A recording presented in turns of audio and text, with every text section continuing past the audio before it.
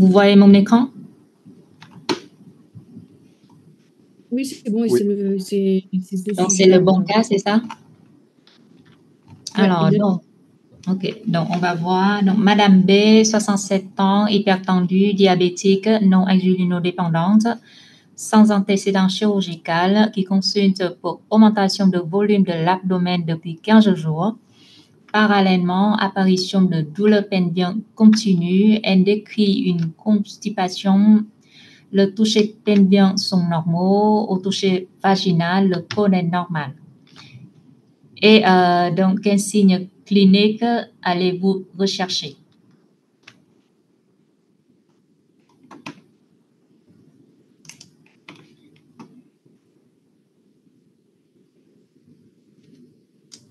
Donc, qu'est-ce que vous avez répondu?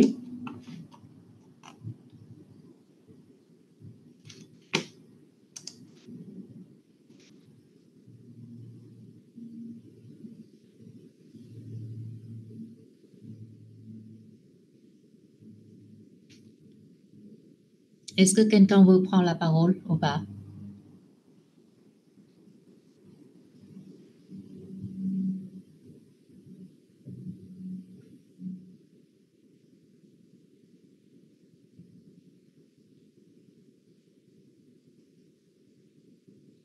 Alors, donc, on voit que pour cette patiente, il y a une augmentation du volume de l'abdomen qui survient, qui est assez sous-potent depuis 15 jours. En même temps, elle a aussi des douleurs, une constipation. À l'examen clinique au niveau du pelvien et au niveau du vaginal et le cône, on ne voit pas grand-chose. Donc, sur une augmentation du volume de l'abdomen depuis si peu de temps, tout d'abord, il faut qu'on pense à quelque chose plutôt de l'épanchement. Donc, une acide surtout.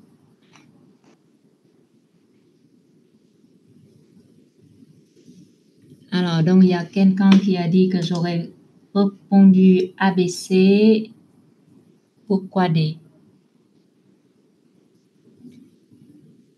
Pollacurie en nodule ombilical. Alors, donc, acide, interaction l'état général, épanchement pleural et en nodule ombilical, parce que quand on a de l'acide, souvent, en fait, il y a une pression au niveau abdominal qui augmente. Et du coup, ça peut provoquer une sorte de dernier ombilical. C'est pour ça que il faut chercher s'il n'y a pas une hernie plutôt secondaire à l'acide. Et dans ce cas-là, pourquoi on ne recherche pas une pollacurie alors, dans la même hypothèse de pesanteur de l'acide? Pourquoi on ne cherche pas une pollacurie? Parce que quand on parle d'une acide, c'est plutôt dans le sang linguaire qu'il y a un problème au niveau rénal. Donc, c'est plutôt moins d'urine que pollacurie.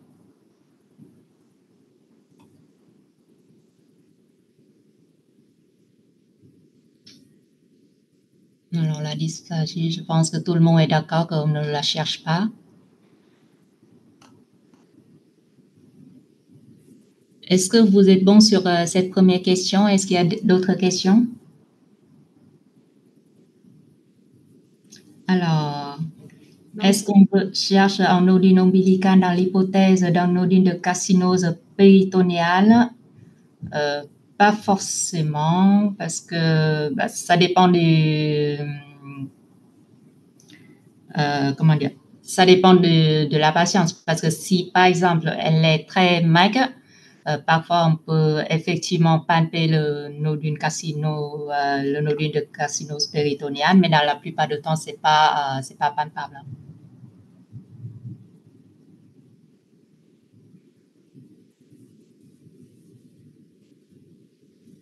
Vous êtes bon pour cette question? On passe à la suivante? Oui. OK. Alors, donc, quel examen d'imagerie allez-vous demander en première intention? Célioscopie, échographie, TEP, scanner, abdo, IAM pelvien. Bon, je pense que cette question est plutôt facile pour vous. La réponse sera échographie abdominopelvienne, qui serait la plus rapide, la plus accessible, et on voit très bien aussi l'acide, qui est notre première hypothèse. Est-ce que tout le monde est bon pour cette question? OK. Alors, à l'échographie, on découvre une masse ovarienne gauche de 4 cm à parois épaisses irrégulières avec des végétations endokystiques faisant évoquer un cancer de l'ovaire. Quels autres signes en faveur de la malignité retenez-vous à l'échographie? Alors, aspect liquidien, masse mixte, hypervascularisation centrale au doublet, absence d'attente contralatérale, implante péritonéaux. Donc, la question ici sera masse mixte, hypervascularisation et des implantes péritonéaux. Est-ce que c'est bien clair pour vous sur cette question? Oui. Oui, je pense aussi. Alors, la quatrième, devant une suspicion de tumeur maligne de l'ovaire à l'échographie, que proposez-vous? Donc, célioscopie exploratrice, scanner pelvien, biopsie transpariétale de la masse, scanner thoraco-abdominopelvien, ponction d'acide, laparotomie. Donc, la réponse sera célioscopie et scanner thoraco-abdominopelvien.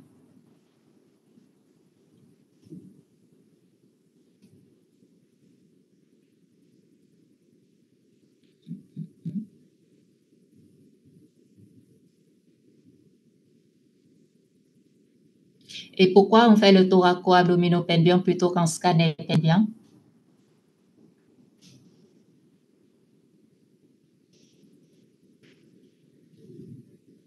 Pour voir s'il n'y a pas de pause d'attente. Oui, c'est ça, pour chercher des métastases éventuelles.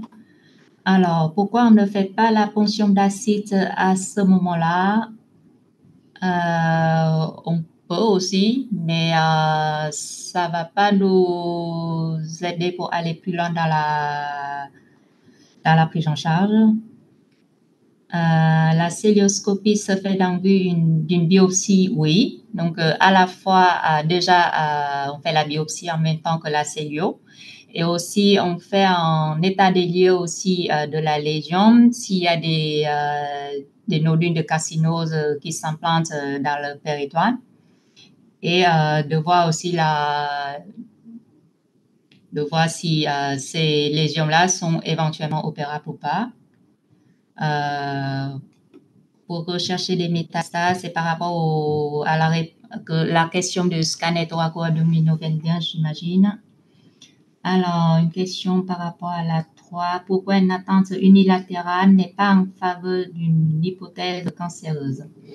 Parce que c'est pas en caractéristique importante. Le cancer de l'ovaire, ça peut être unilatéral, ça peut être aussi bilatéral.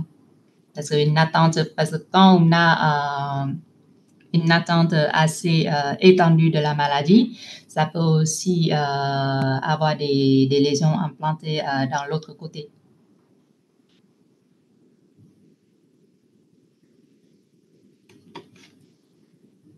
Est-ce qu'il y a d'autres questions pour cette question? On peut passer à la suivante. Oui, merci. OK. Alors, quel facteur de risque du cancer de l'ovaire allez-vous chercher? Puberté tardive, ménopause tardive, traitement hormonal substitutif de la ménopause, allaitement, utilisation de contraceptifs oraux.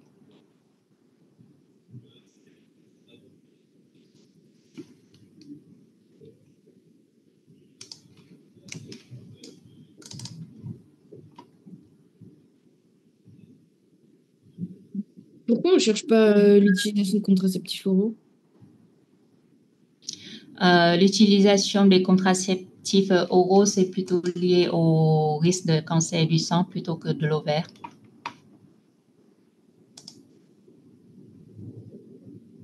Ok, merci.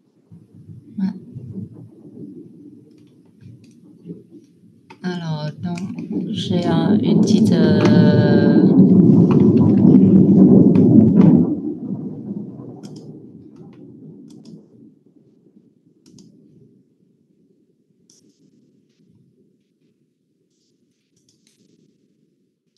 Donc, vous voyez ça? Oui. Voilà, donc les facteurs de risque personnels de cancer de l'ovaire. Donc, c'est surtout une longue période d'activité ovarienne, donc soit la puberté précoce ou de la ménopause tardive. Voilà. Et il y a aussi des facteurs plutôt protecteurs de cancer comme l'allaitement, les contraceptives. Comme ça diminue les activités ovariennes, du coup, ça, c'est plutôt protecteur du cancer de l'ovaire. C'est aussi dans le même raisonnement. Il y a aussi le nombre de grossesses élevé. Voilà, parce que ça inhibe temporairement les activités ovariennes. Ok. Et donc,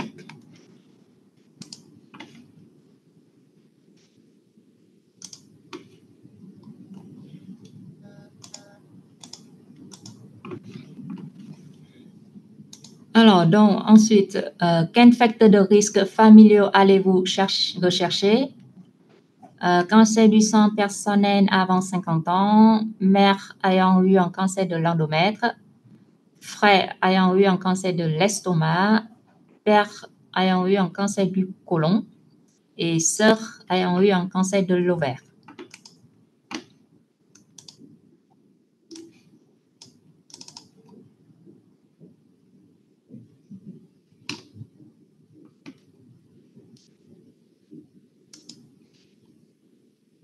Est-ce que ça vous semble clair, cette réponse, ou il y a Moi, des j'ai une doutes? question. Oui. Pourquoi il n'y a pas le cancer de l'estomac? Parce que le cancer de l'estomac, c'est partie du spectre du syndrome de Lynch, non? Alors, oui, mais pas le cancer de l'estomac tout seul. D'accord. Il faut plusieurs cas dans la... Comment? Il faut plusieurs cas. Oui. Mais du coup, c'est le même raisonnement pour cancer du côlon, cancer de... Parce que le syndrome de Lynch, le cancer le plus à risque, c'est surtout le cancer du côlon, avec la polypose. D'accord.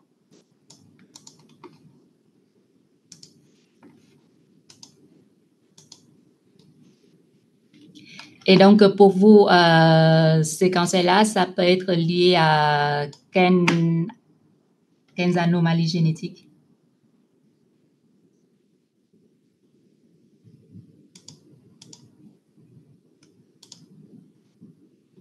Oui, BRCA 1 et 2. Et pourquoi on a aussi de cancer du côlon ici?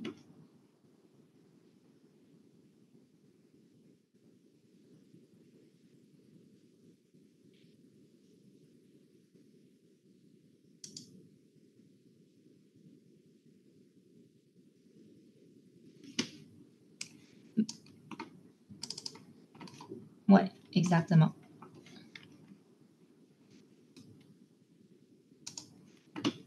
Donc, je vous remets aussi une autre slide.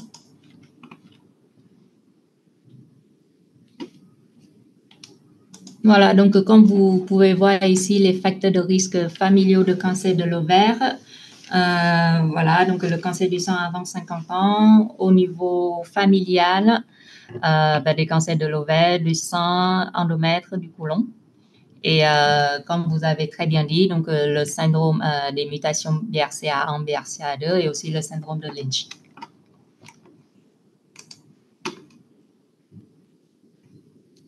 Tac.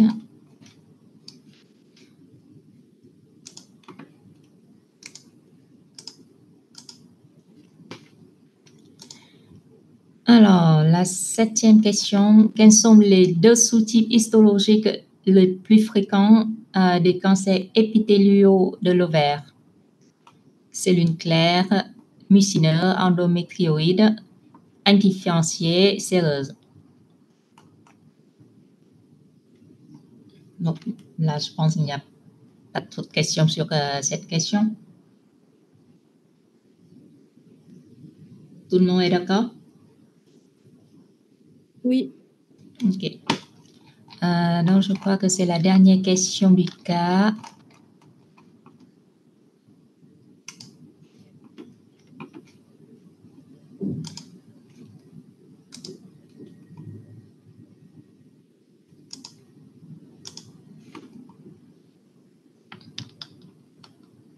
Donc, c'est le deuxième, celui-là? Oui, c'est ça. OK. Donc, monsieur M, 63 ans, consulte pour une dysphagie. Il a une sensation de blocage alimentaire qui s'est accentuée sur les dernières semaines. Au début, il avait une sensation d'accrochage lors de l'ingestion d'aliments solides. Actuellement, il ne peut ingérer que des liquides. Alors, quel examen prescrivez-vous? Ah, il n'y a pas de choix ici. Non, quand c'est écrit CUROC, en fait, on doit répondre directement à l'écrit. Ah, OK. Donc, la réponse est endoscopie digestive haute ou fibroscopie œsogastrique. Tout le monde est d'accord? Oui. Oui. Je pense que c'est assez évident. Alors, donc, à l'endoscopie digestive haute, on trouve une lésion ulcérée saignant au contact d'environ 2 cm de diamètre sur le tiers inférieur de l'ésophage. La biopsie montre qu'il s'agit d'un carcinome épidermoïde. Alors, quels sont les facteurs de risque de carcinome épidermoïde de l'ésophage? Irradiation, alcool, endobrachiochauffage, obésité, tabac, consommation de boissons chaudes.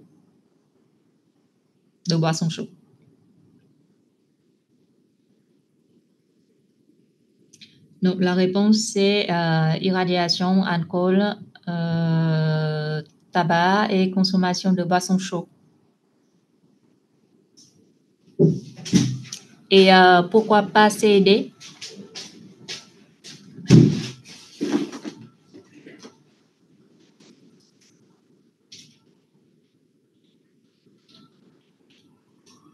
Parce que c'est pour l'adénocarcinome. Ouais, c'est exact. Mais en fait, l'irradiation, ça veut dire quoi? Enfin, je veux dire, Ça veut dire que le patient a été traité par radiothérapie dans le passé. Ah oui, pardon. Ouais. Par exemple, pour les patients, quand ils étaient jeunes, ils avaient par exemple une maladie de Hodgkin au niveau médiastinal et donc ils ont dû avoir forcément la radiothérapie de consolidation dans le passé. Et ça, c'est un facteur de risque assez important de cancer de l'ésophage ou autres cancers au niveau thoracique après plusieurs années.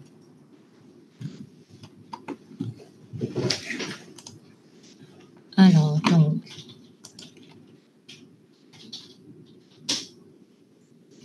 je vous remets juste un petit rappel sur les facteurs de risque de cancer de l'ésophage. Donc, on sait bien que dans le cancer de l'ésophage, il y a 2 entités qui sont vraiment différentes avec des facteurs de risque qui sont différents. Et la présentation est aussi plus ou moins différente parce que les adénocarcinomes, c'est plutôt la partie bas de l'ésophage du cardia et les épidermoïdes plutôt la partie haut de l'ésophage. Donc, comme vous pouvez voir ici, pour les carcinomes épidermoïdes, c'est surtout l'alcool et le tabac, c'est les 2 facteurs de risque les plus importants. Comme vous pouvez voir ici, qui augmentent le risque de cancer jusqu'à 100 fois.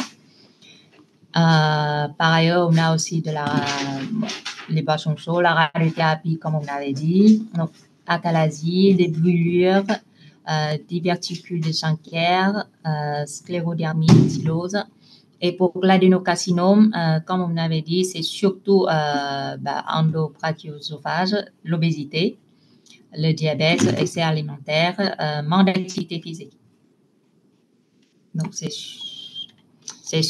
l'adénocarcinome, donc c'est surtout le cancer des pays occidentaux, des pays développés. OK.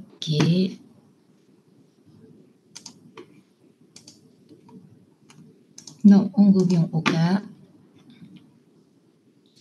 Alors, quel signe clinique évoque le caractère localement évolué ou métastatique non opérable d'une tumeur de l'œsophage?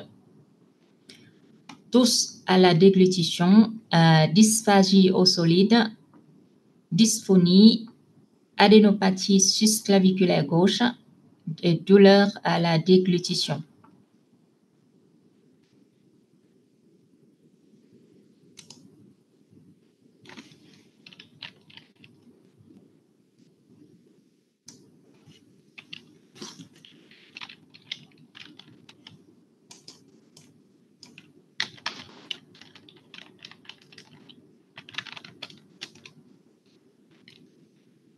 Il y a des questions sur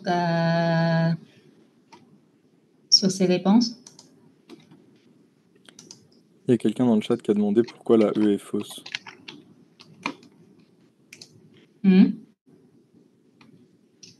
Pourquoi la E est fausse? Douleur à la déglutition, parce que une douleur n'est pas forcément une contre-indication à la radiothérapie si elle n'envahit pas les structures importantes au niveau du médiastin. Parce que, par exemple, la toux à la déglutition ou la dysphonie, non. La toux à la déglutition, par exemple, ça peut être un signe indirect que la tumeur envahit des nerfs néphriques ou des nerfs au niveau du médiastin.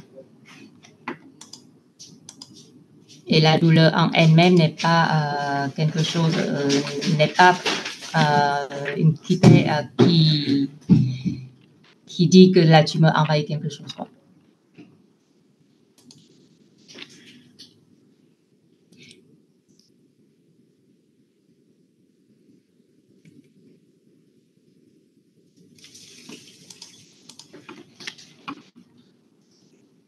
D'autres questions?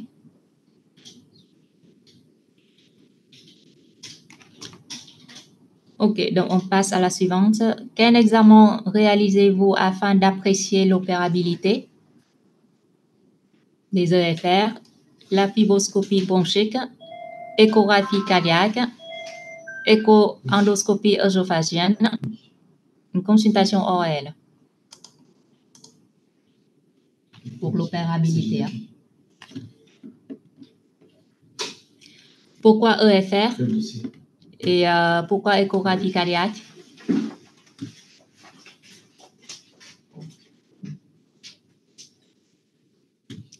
Alors, pourquoi la D est fausse? Écho-endoscopie œsophagienne. Parce que si on les voit sur le scanner que ça n'envahit pas ou s'il n'y a pas de suspicion que la tumeur envahit des organes adjacents, comme la trachée par exemple, ou principalement ça, normalement la tumeur peut être retirée. Alors, EFR pour savoir ce qu'on peut réséquer au niveau du poumon si envahissement, non. Alors, pourquoi la E est fausse?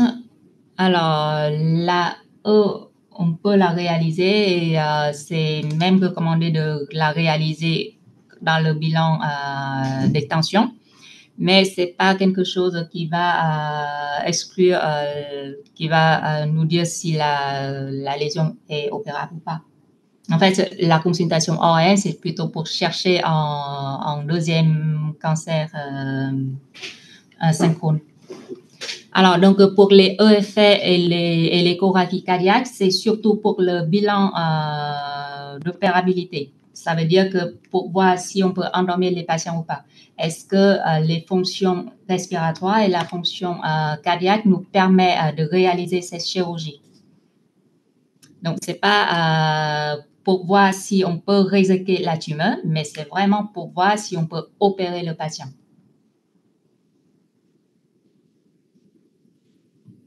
OK?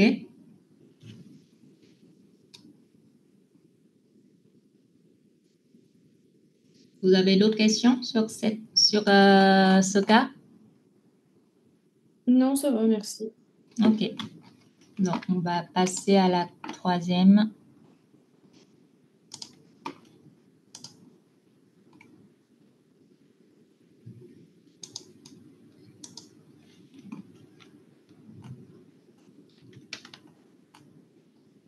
Non, c'est bien celui-là, cette fois-ci.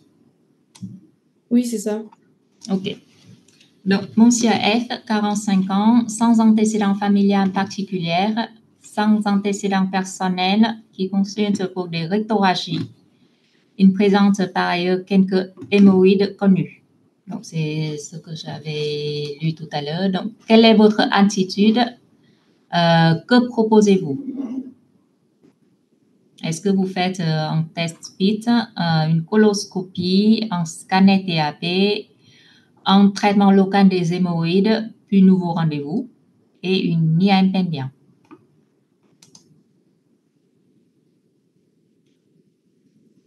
Comme il a 45 ans, on fait seulement... Ah bah non, c'est pas ça. Donc, la réponse est la coloscopie.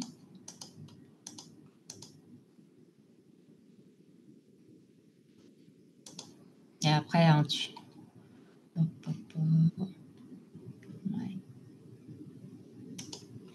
On l'a fait à cause de son âge, la coloscopie?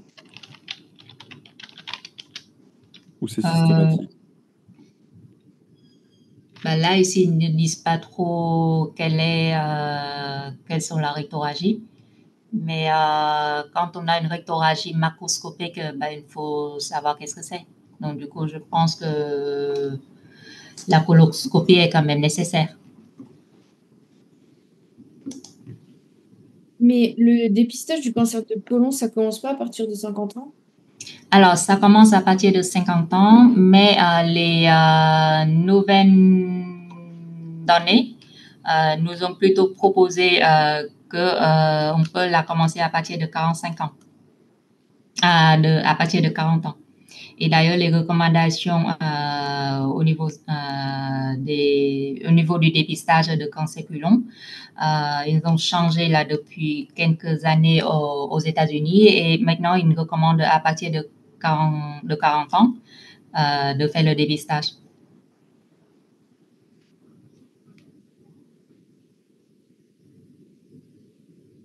Ok. Et du coup, ici, on fait pas de traitement local parce que les hémorroïdes sont déjà connus, du coup? On passe directement à la coloscopie? Et après, je ne sais pas si les rectorragies, peut-être que c'est différent par rapport aux épisodes de rectorragie liés aux hémorroïdes.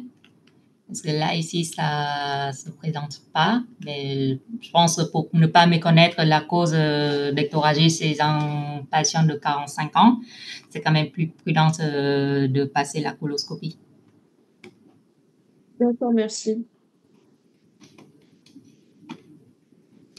Donc, à la coloscopie, on découvre une lésion du sigmoïde d'environ 3 cm, saignant au contact, non exclusive. La biopsie montre qu'il s'agit d'un adénocarcinome libercunien peu différencié. Quel bilan d'extension allez-vous demander?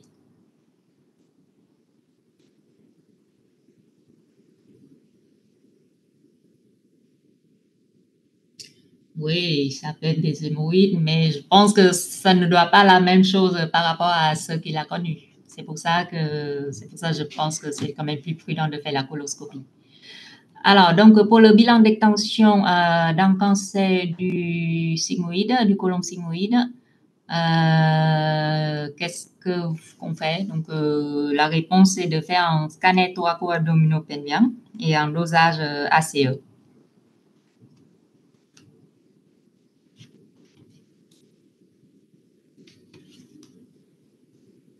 Est-ce que tout le monde est d'accord? Ou est-ce que vous proposiez autre chose? Est-ce qu'on peut faire un TEP? Un TEP, pas tout de suite. On ne sait pas l'étendue Enfin, d'abord, on fait un scanner pour voir si justement il y a comment dire, des atteintes ailleurs. Et Mhm. si vraiment il y en a ailleurs, on ferait un TEP, non? Pas forcément. Bah, le but du scanner thoracoabdominopelvien et le TEP, c'est le même, hein, c'est pour chercher des lésions à distance.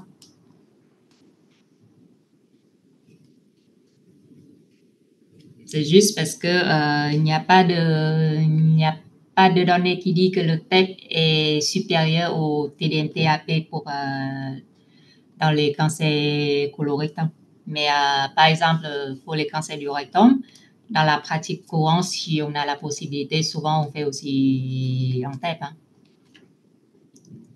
Parce que ici à Mondor, on a la TEP IAM et en fait, qui nous permet d'une meilleure interprétation à la fois IAM et métabolique. C'est pour ça on le propose aux patients. Mais les recommandations actuelles, c'est le TAP, le scanner thoraco-abdominopelvien. Alors, pourquoi le dosage ACE? Oui, c'est ça. En fait, c'est juste pour voir si est-ce que ça augmente initialement. Et dans ce cas-là, on peut l'utiliser pour le suivi post-traitement. Mais la valeur absolue n'est pas démontrée. Hein. Alors, l'ACE en elle-même n'est pas un marqueur pronostic, hein. Quoique. S'il y a certaines études qui ont montré que si l'ACE est élevé, il n'y a plus de risque de métastase. Voilà. Mais après, tout seul, je ne crois pas que ce soit un marqueur pronostic. Mais par contre, pour le suivi du traitement, si ACE initial avant au diagnostic est élevé, ça peut nous servir comme en moyen pour poursuivre le patient. Alors, IAM peut se faire en seconde intention, pas pour un cancer du côlon sigmoïde. Pour un cancer du rectum, oui, c'est obligatoire d'ailleurs, mais pour un cancer du côlon sigmoïde, c'est pas un examen de référence.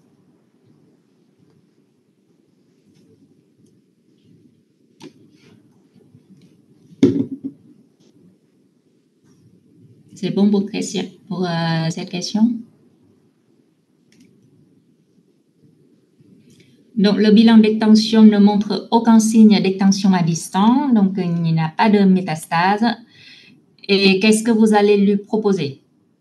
Donc, exérèse chirurgicale, exérèse endoscopique, chimiothérapie néoadjuvante, radiochimio néoadjuvante, radiothérapie seule. C'est un cancer du côlon sigmoïde. Et qui mesure 3 cm, saignant au contact, non occlusif.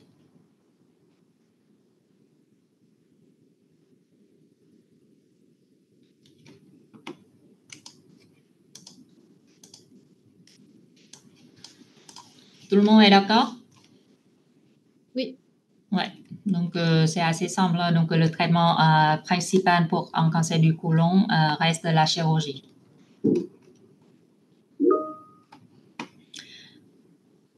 Alors, l'anatomopathologie montre qu'il s'agit d'une tumeur de stade 3.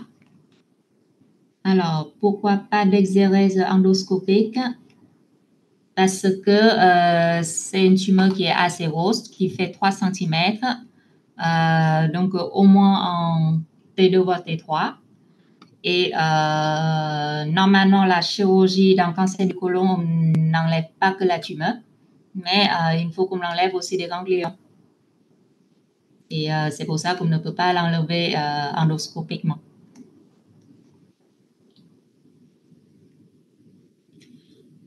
Alors, donc, l'anatomopathologie pathologie montre qu'il s'agit d'une tumeur de stade 3, donc PT3 N1B N0, avec 3 ganglions atteintes. Donc, vous voyez, donc, pour les cancers du côlon, il faut toujours chercher des ganglions pour être sûr du stade.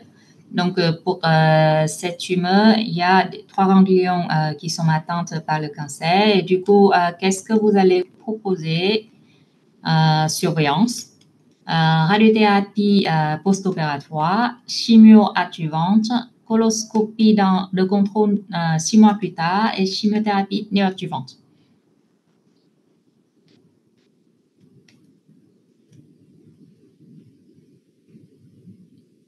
Bon. On est d'accord que pour un cancer de stade 3, c'est un patient jeune, a priori en bon état général. Normalement, il faudra faire la chimiothérapie adjuvante pendant 6 mois. Il y a quelqu'un qui veut poser une question sur cette question? Je pense que c'est plutôt clair. Hein? Donc, pour les cancers du côlon, après la chirurgie, si c'est du stade 3, ça veut dire qu'il y a des ganglions. Alors, pourquoi la D est fausse? Coloscopie de contrôle 6 mois plus tard, parce qu'il a eu une coloscopie qui est complète avant la chirurgie, donc ce n'est pas obligatoire.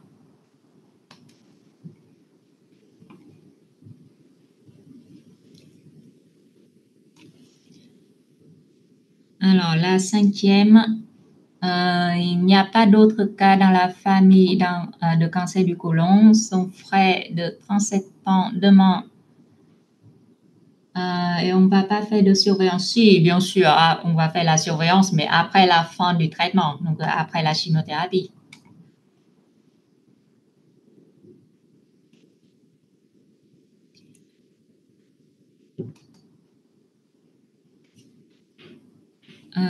Alors, donc, son frère de 37 ans demande s'il doit faire...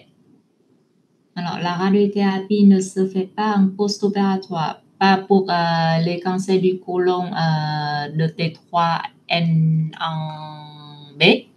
Bon, de façon générale, la radiothérapie n'est pas tellement indiquée dans le cancer du côlon, mais surtout dans le cancer du rectum.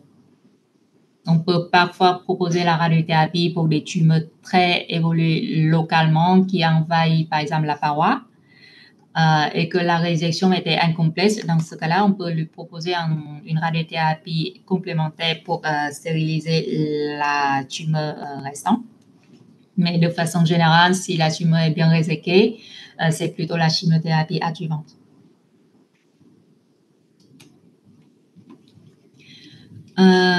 Donc, son frère de 37 ans demande s'il doit faire une surveillance particulière.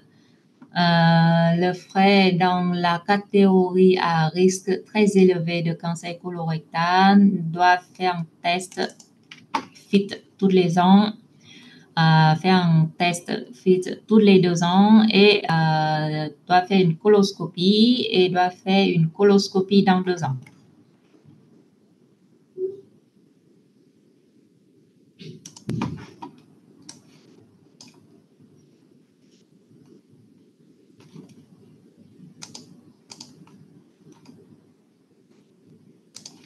Non. Vous êtes OK pour cette réponse? Donc, le frère doit faire quand même une coloscopie parce qu'il a déjà quand même 37 ans et son frère a eu le cancer à 45 ans.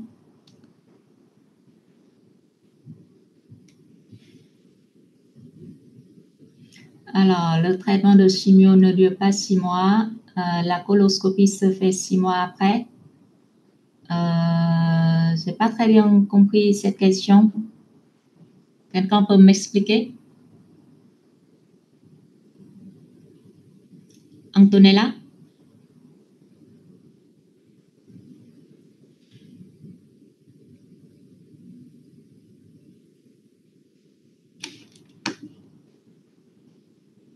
Ah.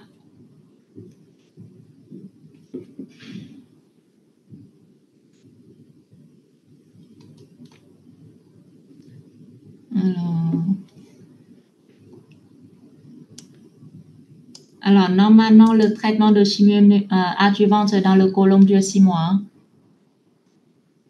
Bien sûr, ça dépend du stade, mais pour un stade 3 avec atteinte gangliomère, c'est 6 mois.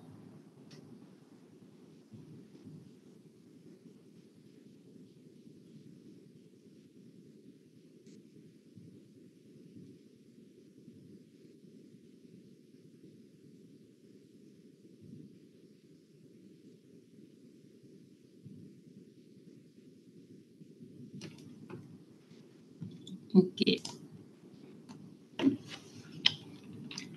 Donc, c'est bon, on passe au cas suivant. Je pense que c'est la dernière question de ce cas.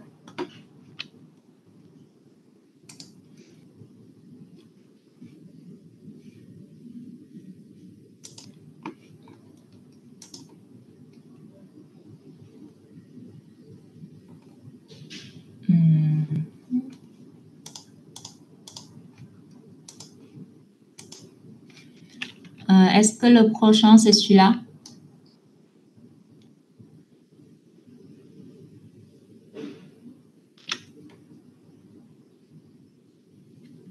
OK. Alors, donc, Madame Y, 56 ans, actuellement sous chimiothérapie pour un cancer de l'estomac. 7 jours après sa chimio, elle contacte votre service pour une fièvre à 40 degrés, sans point d'appel infectieux, pas de signes fonctionnels respiratoires, pas de signes fonctionnels urinaires, pas de douleur particulière. Quel diagnostic évoquez-vous en priorité? Est-ce que tout le monde est d'accord que c'est une neutropénie fébrile ou est-ce que vous avez d'autres diagnostics?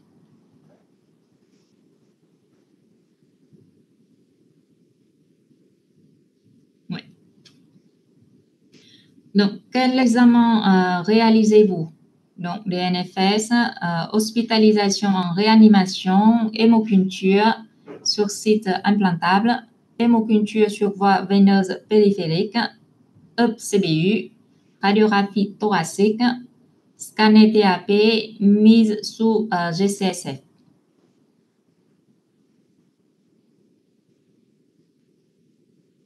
Et donc, la réponse est qu'il faut faire un bilan dans la recherche de point d'appel d'infection éventuelle. Et donc, on fait l'ENFS.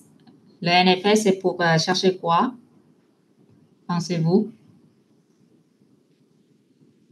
La neutropénie. Oui. Que la neutropénie? Oui, c'est ça. Parce qu'il faut savoir que la cytopénie n'est pas sur les globules blancs, mais ça peut aussi impacter sur les 3 lignées. Donc, oui, une pancytopénie. Aussi l'anémie ou la thrombopénie. OK. Hémoculture. Ça, c'est bon, ça, c'est bon. ECBU, oui. Pourquoi on ne la met pas sous GCSF?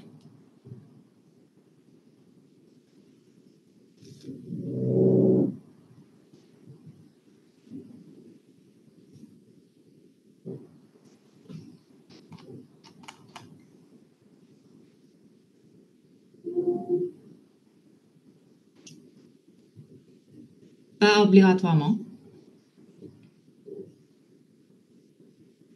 On peut aussi mettre les GCSF en cas pas thérapeutique. Ouais.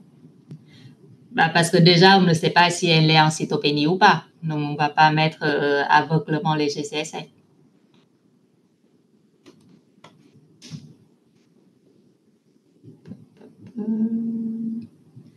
Et si effectivement, si elle a une cytopénie fébrile, on peut la mettre à visée prophylactique pour la prochaine chimio. Ouais.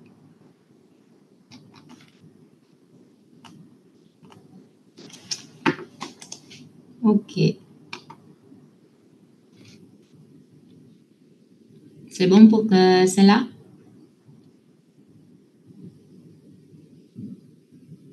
Oui. OK.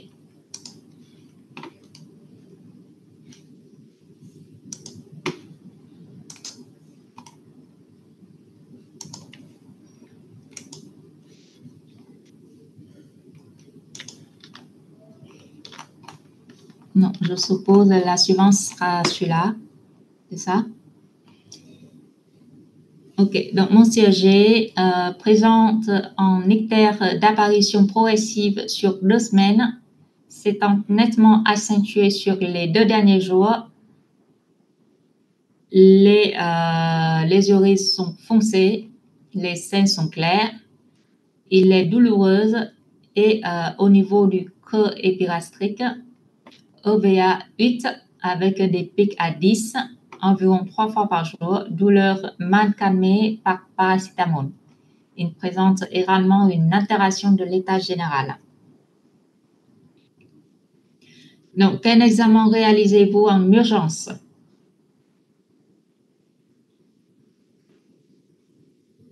Donc, NFS, bilan hépatique, scanner TAP, échographie abdominale, recherche de comorbidité, IAM abdominale, CA19-9, glycémie, VS-CRP, ionogramme, créatinine, albuminémie.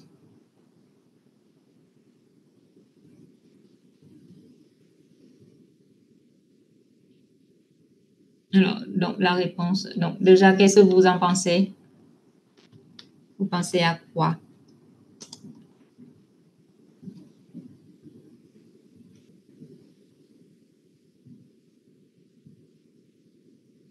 Oui, on voit vos messages. Hein.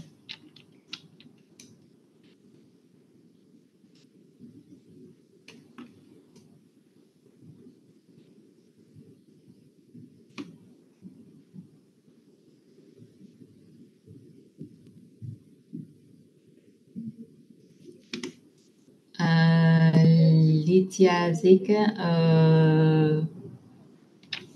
oui, on pense qu'il y a quand même un obstacle quelque part au niveau des voies biliaires.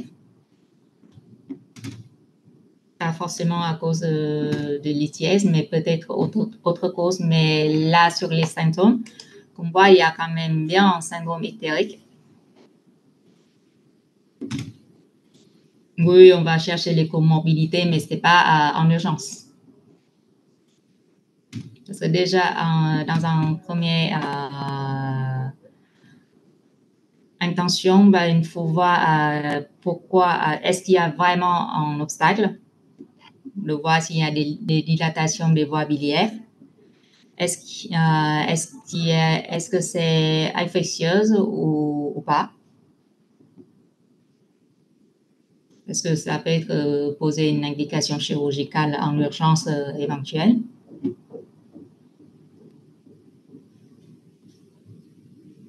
Du coup, ici, on ne fait pas d'écho parce que le patient il nous dit qu'il a super mal au creux épigastrique. C'est ça qui enlève l'écho ou de base, c'est scanner TAP d'entrée? Parce qu'en urgence, d'habitude, quand on a une suspicion un peu comme ça, lithiasique et tout, épigastrique, en général, on fait une écho, non? On peut faire une écho, mais si on a l'accessibilité à un TAP, c'est mieux.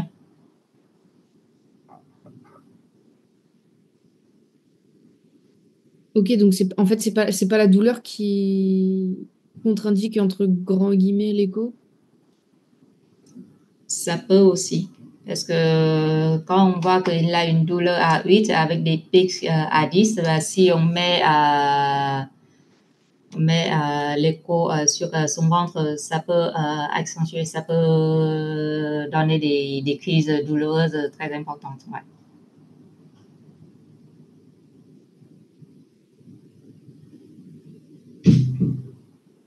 Et tout à l'heure, vous avez parlé d'éliminer aussi en urgence une cause infectieuse. Pourquoi on ne fait pas VSCRP alors?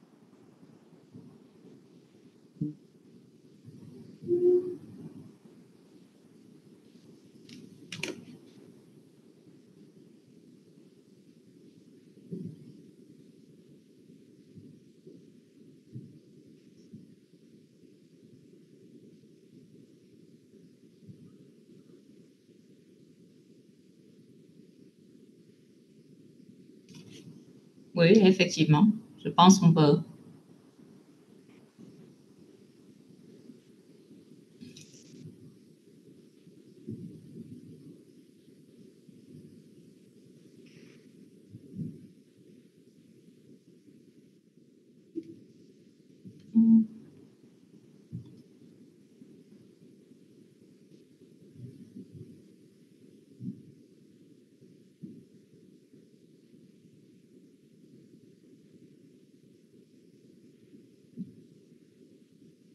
Et après, ici, il n'y a pas de signe inflammatoire si on voit dans la présentation clinique.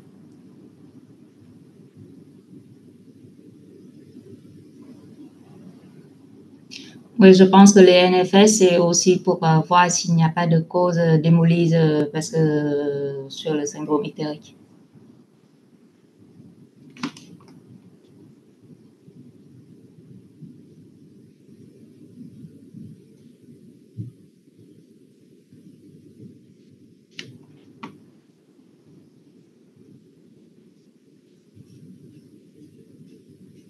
D'autres questions sur cette première question? Non, ça va, merci. OK. Donc, quels éléments demandent à ce que soit réalisé un drainage des voies biliaires?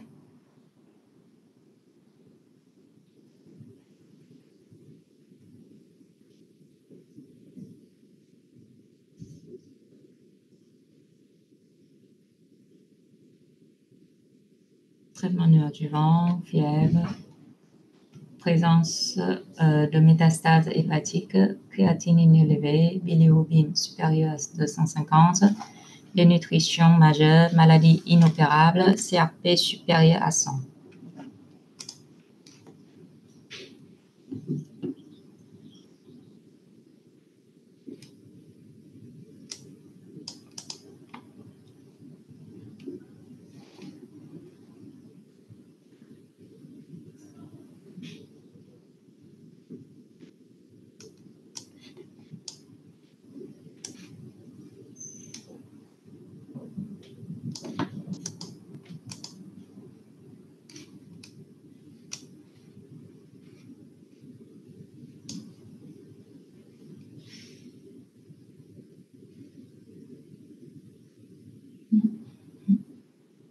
Il y a quelqu'un qui a demandé dans le chat pourquoi la A, et moi aussi je me pose la question.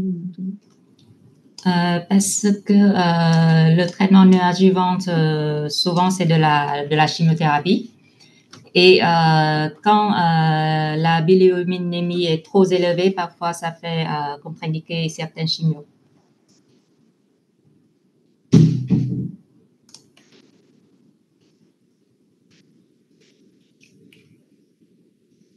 Et donc, la seule situation dans laquelle on ne fait pas le drainage, c'est la présence des métastases hépatiques. Parce que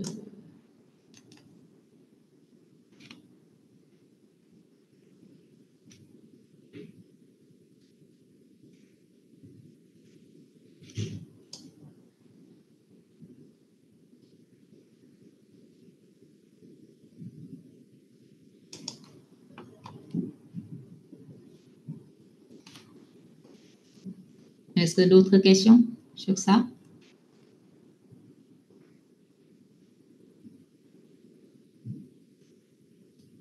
Non, c'est bon. D'accord.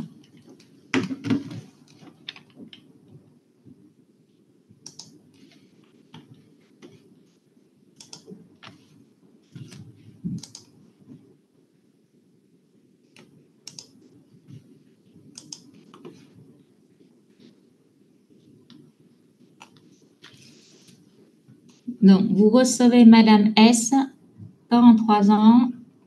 Elle vient vous voir devant la sensation de rétraction mamelonné droit. Votre examen sénologique ne trouve aucune masse suspecte ni d'adénopathie axillaire. Quel examen paraclinique proposez-vous? Donc, tout le monde est d'accord de faire quand même un bilan sénologique par mammographie et échographie.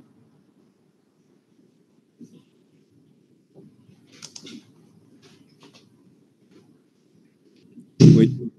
Ouais, tout le monde fait ça. Est-ce que vous ferez autre chose que ça? Une IAM mammaire, par exemple?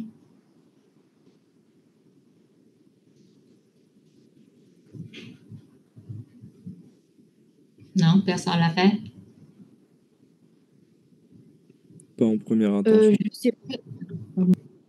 Oui, c'est plutôt en deuxième intention ou si on fait ou si on suspecte quelque chose à la mammo-écho.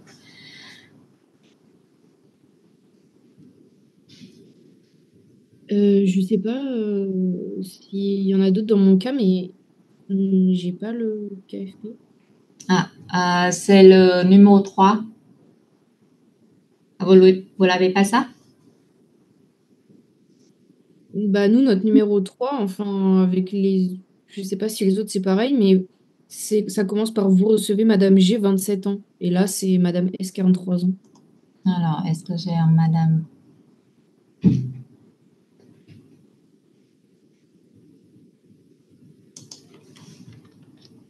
Madame qui? Madame G. Madame G de 27 ans. Oui, c'est ça. Je ne l'ai pas. Alors, je cherche.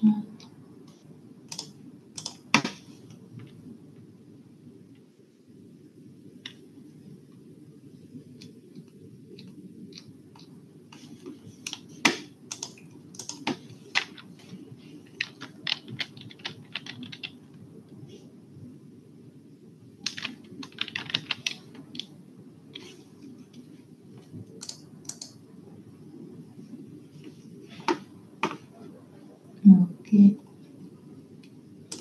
Ça doit être ça.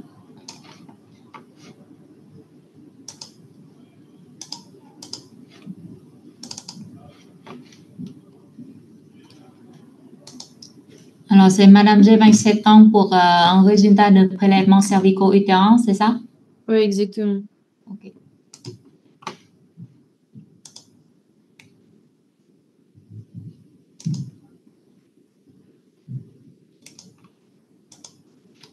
Ça doit être ça.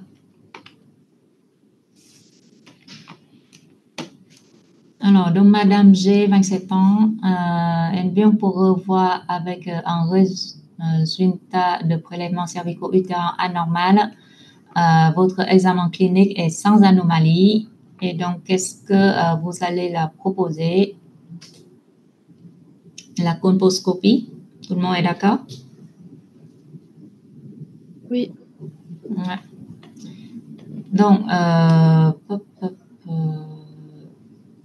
la question de les biopsies à la colposcopie montrent la présence de cellules de carcinome invasives. Donc, elle a un cancer au niveau du col utérin. Et donc, qu'est-ce que vous proposez? La sérologie VIH, IAM-PENVIEN, TEP, créatinémie, NFS, sérologie, cytoscopie, rectoscopie, sérologie HPV. Donc, les bonnes réponses ici, c'est le VIH, IAM-PENVIEN, la créatinémie et les NFS. Et pourquoi on ne fait pas sérologie HPV?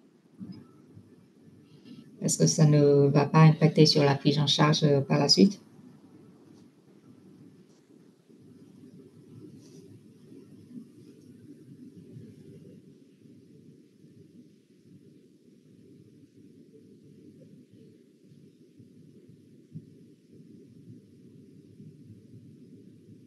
Et pourquoi on fait la créatinémie?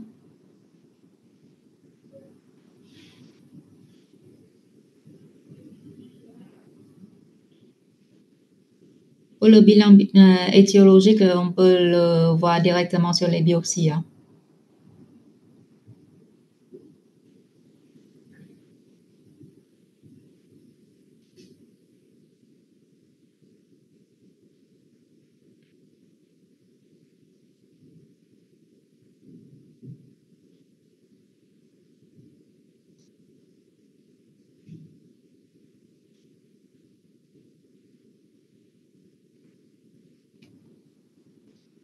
Non, mieux que ça.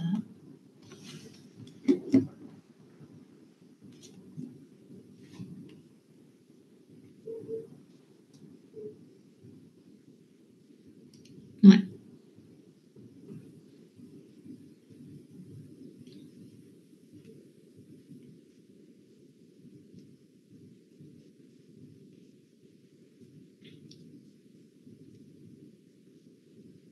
Et aussi pour le bilan préthérapeutique aussi.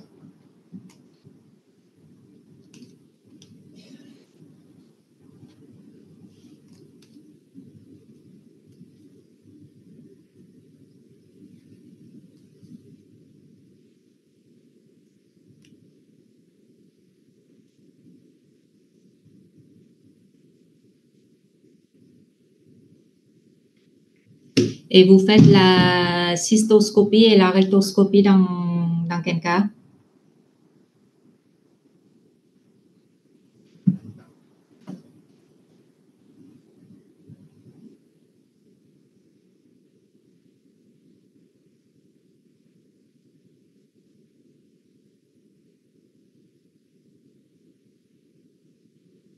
Ouais. C'est ça, si on a un signe d'appel.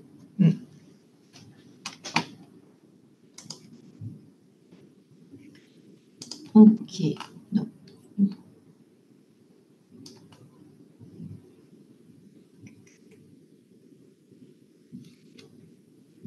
Ouais.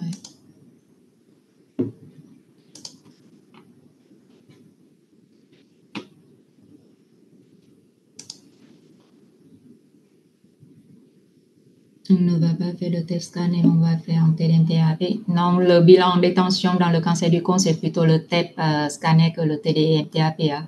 C'est beaucoup plus sensible.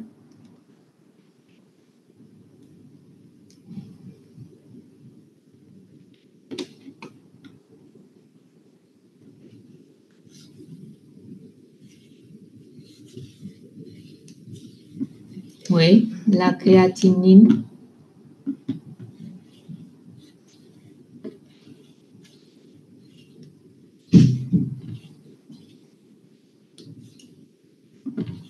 Alors, pourquoi on ne l'a pas coché le TEP scanner alors?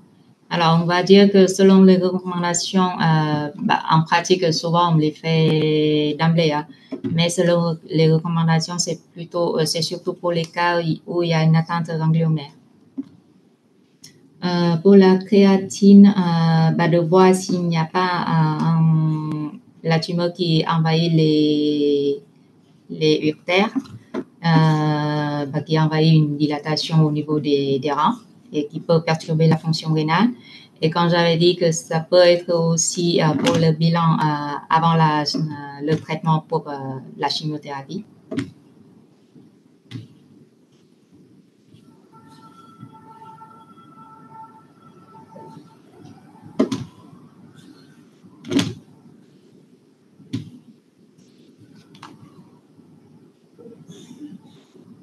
Non, c'est bon pour ça, pour ce cas. On passe à la suivante.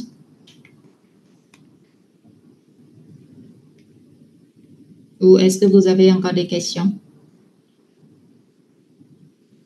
Non, ça va. OK.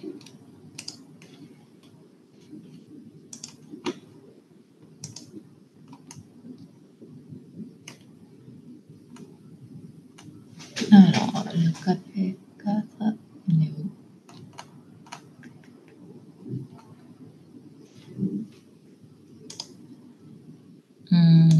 Je suis là.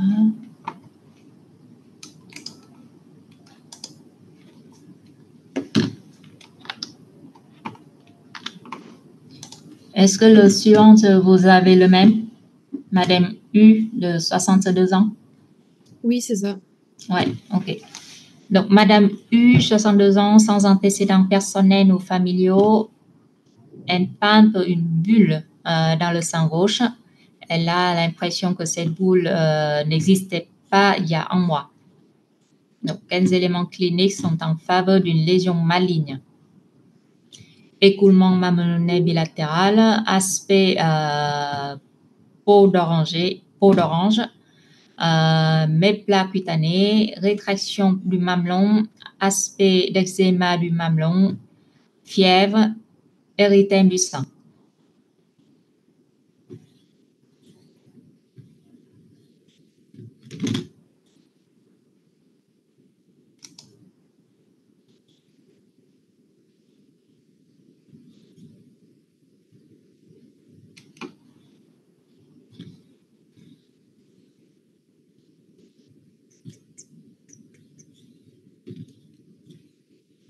Donc, on voit ici les changements au niveau cutané nous fait quand même suspecter d'une tumeur maligne qui envahit la peau. Donc, on peut voir ici comme la peau d'orange, le méplat cutané, parce que la tumeur est une retraite au niveau sous-cutané. La retraction du mamelon. Pourquoi aspect d'eczéma du mamelon?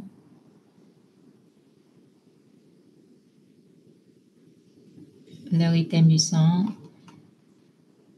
Ça peut vous faire penser à quoi?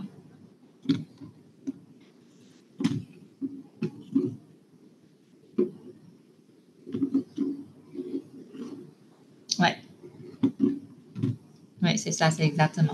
C'est du Paget du mamelon.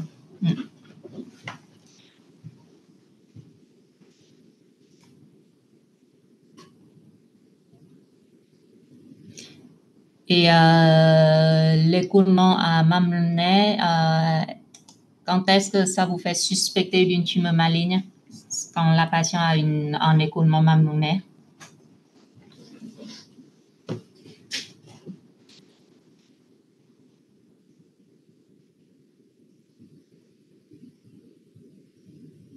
Oui, unilatéral. Unipore, ouais.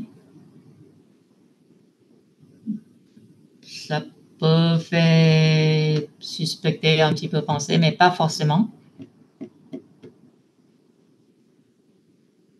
Surtout, la plus importante, c'est qu'est-ce qui coule.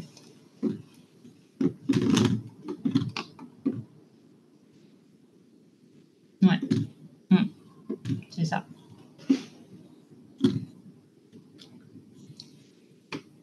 C'est ça, c'est ça. Et la fièvre?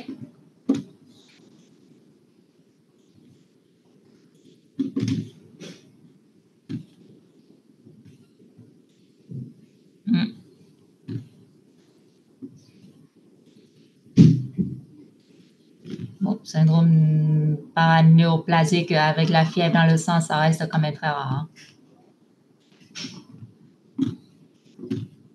Donc, je dirais que si la fièvre, c'est plutôt un processus infectieux, inflammatoire.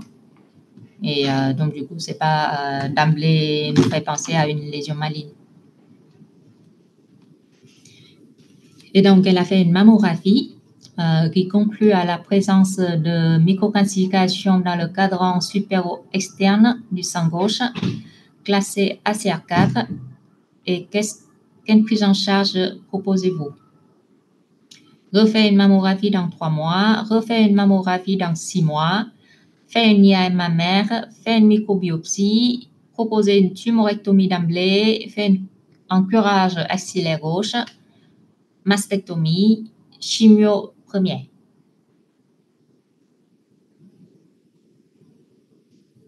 Donc, la réponse est plutôt d'obtenir la preuve histologique de cette lésion qui est quand même classée ACR4.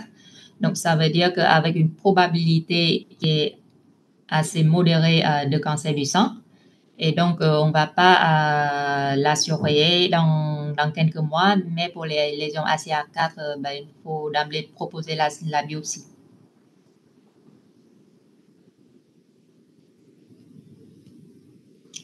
Alors, oui, pour les microcalcifications, on peut proposer la biopsie, mais dans ce cas précis, vous pouvez voir que la patiente prend quand même quelque chose dans le sang. Donc, ça peut être quelque chose qui est visible à l'échographie.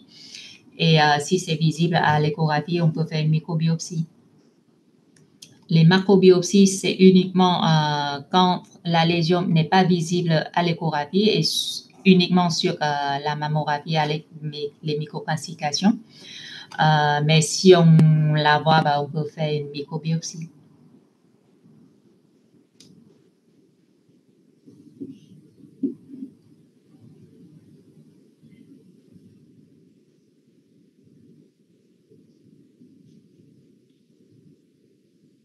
Est-ce que ça vous semble clair pour cette réponse?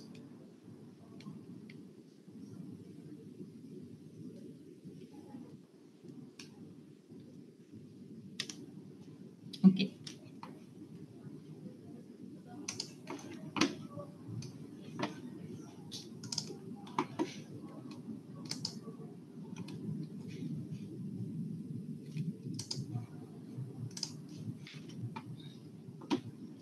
Alors, donc, le 5e, c'est bien Madame Z, 73 ans?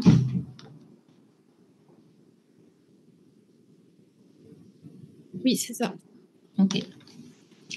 Donc, Madame Z, 73 ans, suivie depuis 9 mois pour un cholangiocarcinome avec localisation pulmonaire hépatique non opérable. Elle a reçu plusieurs chimiothérapies palliatives depuis le début du diagnostic. Vous le revoyez en consultation avec un nouveau scanner qui montre une progression de la maladie. Son état général s'est fortement altéré sur les 15 derniers jours avec un indice de performance passant de 1 à 3, une perte de 7 kilos en 15 jours, une anorexie sévère. Elle reste consciente et orientée. La question se pose de poursuivre ou pas un nouveau traitement de chimiothérapie. Quels sont les éléments à prendre en compte pour interrompre les traitements dirigés contre le cancer? L'état général, l'avis de son frère, qui est la personne de confiance, le souhait du patient, une albuminémie moins de 30 grammes par litre, un IMC moins de 16,5, l'inefficacité des traitements antérieurs, une espérance de vie estimée à moins de 2 mois ou une anémie avec une hémoglobine moins de 10 grammes de litre.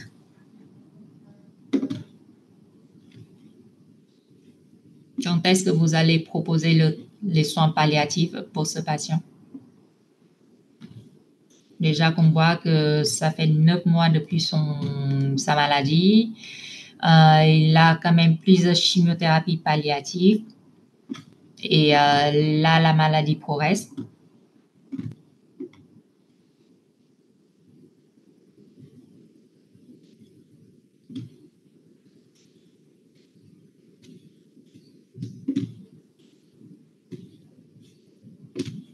Est-ce que l'albuminémie est un critère pour proposer les soins les soins palliatifs? L'anémie, la dénutrie?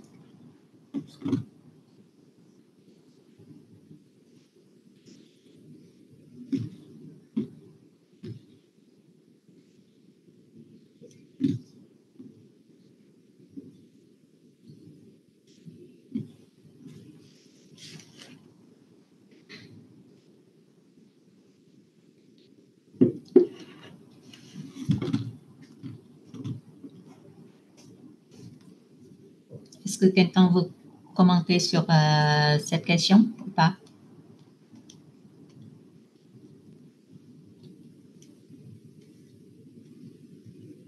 Donc, il faut savoir que la poursuite du traitement spécifique dans le cancer, il faut tenir compte de plusieurs éléments. Hein. Donc, déjà, vous voyez que dans ce cas, il a eu la maladie depuis 9 mois, il a eu plusieurs chimiothérapies et que ça pourrait, ça veut dire que la chimiothérapie n'est pas efficace, donc c'est une tumeur qui est chimio-résistante. Que là, ces dernières semaines, il s'intère vraiment beaucoup. Donc, ça veut dire que la maladie progresse et qui est en train de prendre le devant. Donc, l'état général est très altéré. Et donc, la poursuite du traitement anticancéreux spécifique, on va lui faire plus de mal que de bien. Voilà. Et surtout qu'on voit qu'il n'y a aucun traitement, aucune chimiothérapie antérieure qui était efficace. Parce que son histoire de la maladie ne dure que 9 mois et on a l'impression qu'à chaque fois, la chimiothérapie ne fonctionne pas et qu'il progresse à chaque fois. Donc, ce n'est pas très pertinent de continuer un traitement qui n'est inefficace et on sait que la chimiothérapie, ça va avec des effets secondaires. Et surtout que lui, il est très altéré, il est très dénutri. Donc là, si on lui fait un nouveau traitement, ça va encore le dégrader. Et surtout avec tous ces éléments-là, qu'il a perdu 7 kilos en 15 jours, le PS passe de 1 à l'OMS passe de 1 à 3. C'est-à-dire qu'il est très, très affaibli. Donc, avec une espérance de vie qui n'est pas très, très enragée. Donc, je pense qu'avec tout ça, on peut effectivement lui proposer des soins palliatifs plutôt que de poursuivre le traitement anticancéreux.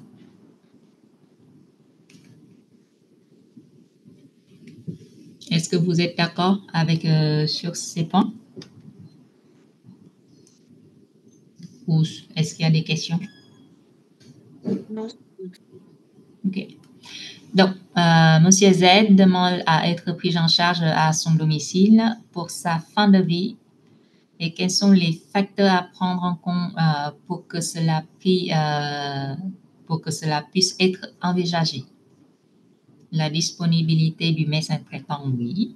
Rédaction de directives anticipées, oui.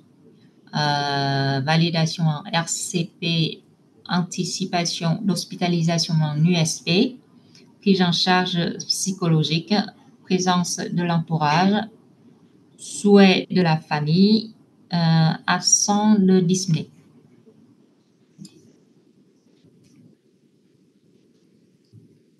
Bon, la validation en RCP n'est pas obligatoire, mais on peut la faire valider, mais ce n'est pas une obligation.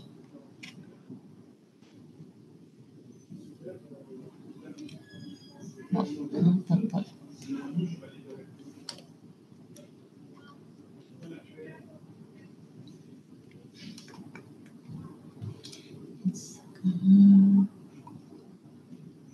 Est-ce que c'est le dernier cas ou vous en avez encore un autre?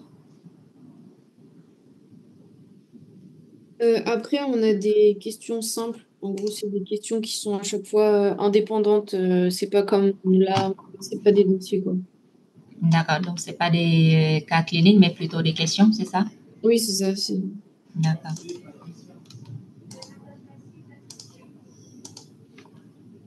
Est-ce que c'est ça?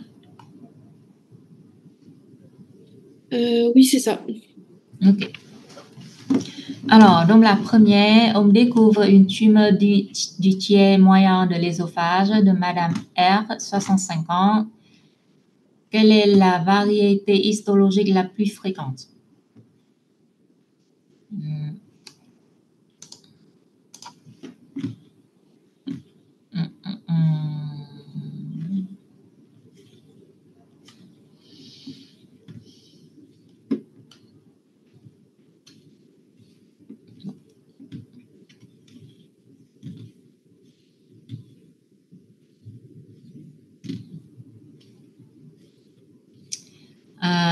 Est-ce que vous avez une question sur cette réponse, le carcinome épidermoïde? Non. Ok. Parmi les cancers suivants, lesquels peuvent être hormonodépendants? Colorectal, estomac, thyroïde, ovaire, prostate, vessie, endomètre, du sang, du cône utérin.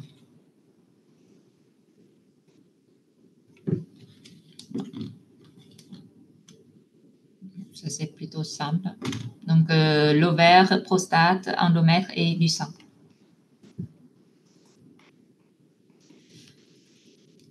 Troisième question. Monsieur F doit recevoir un traitement par cisplatine. Quelles sont les toxicités les plus fréquentes d'une chimiothérapie par cisplatine?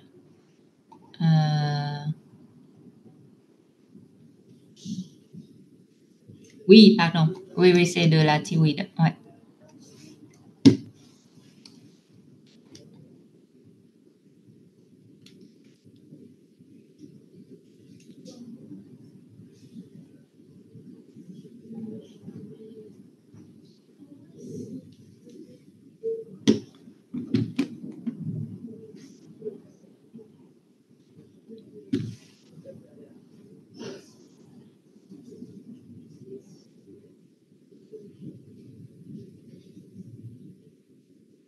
Alors, l'ovaire n'est pas hormonodépendant. Bon, on va dire que c'est un facteur de risque, mais la tumeur en elle-même,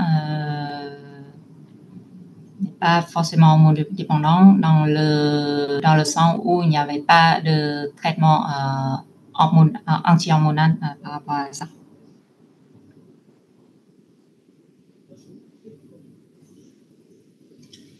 Alors, quelles sont les toxicités les plus fréquentes d'une chimiothérapie par cisplatine? Cardiotoxicité, neurotoxicité, toxicité uréale, néphrotoxicité, nausées, vomissements.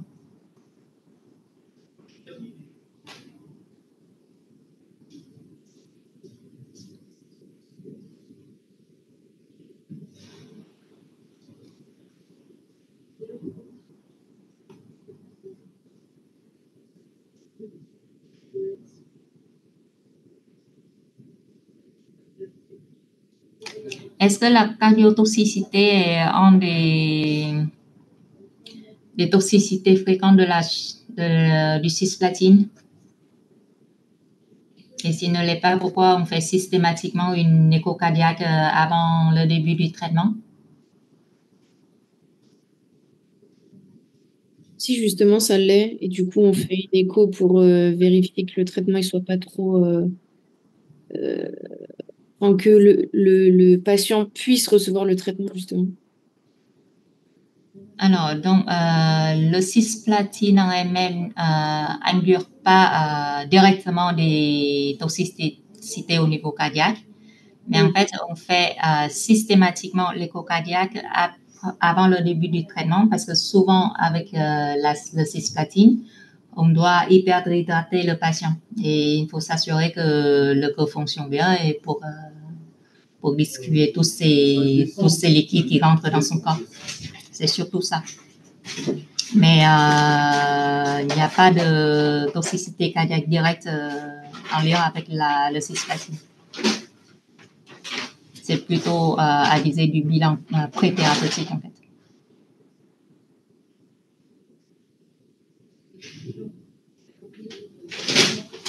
C'est clair pour vous ou pas? Oui, j'avais mal lu, désolée. Il n'y a pas de souci.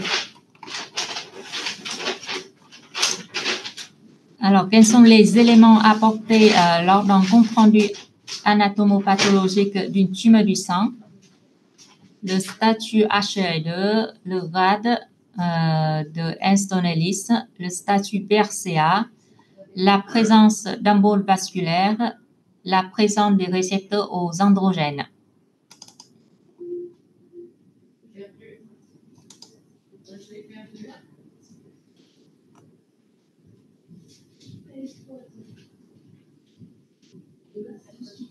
Est-ce que vous êtes d'accord sur le statut HLE, le grade, la présence d'emboles vasculaires?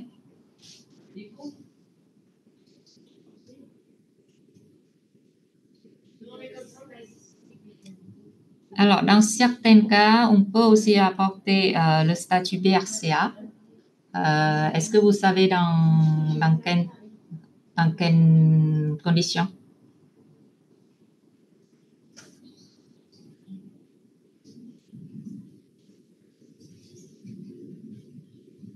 Non.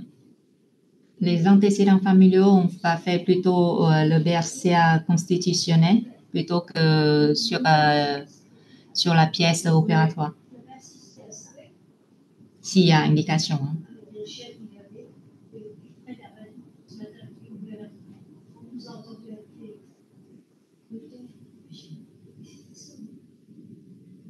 Ça, c'est vraiment sur la pièce opératoire de la tumeur du sang qui a été enlevée. Hein. Donc, ça, c'est sur la tumeur et pas constitutionnel.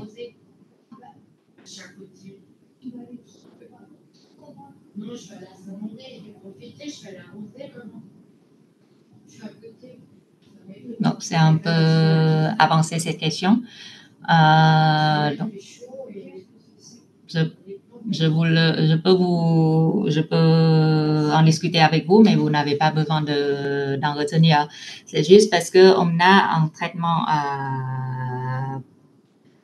une thérapie ciblée qui s'appelle les inhibiteurs de PAP et qui peuvent proposer pour des tumeurs qui présentent la mutation de BRCA. Et pour les cas comme ça, par exemple, les tumeurs lumino-B avec des risques importants, dans ce cas-là, on peut proposer aux anapathes de réaliser en plus le BRCA somatique, ça veut dire sur la tumeur. Voilà. Mais c'est uniquement dans ce cas et c'est à part. Donc, c'est une demande supplémentaire. Mais dans un compte-rendu anatomopathologique obligatoirement, il faut avoir les récepteurs hormonaux, le HER2, le RAD, la présence en bol ou pas, éventuellement les enraînements périnerveux. D'accord? Mais le BRCA, c'est complémentaire et à part.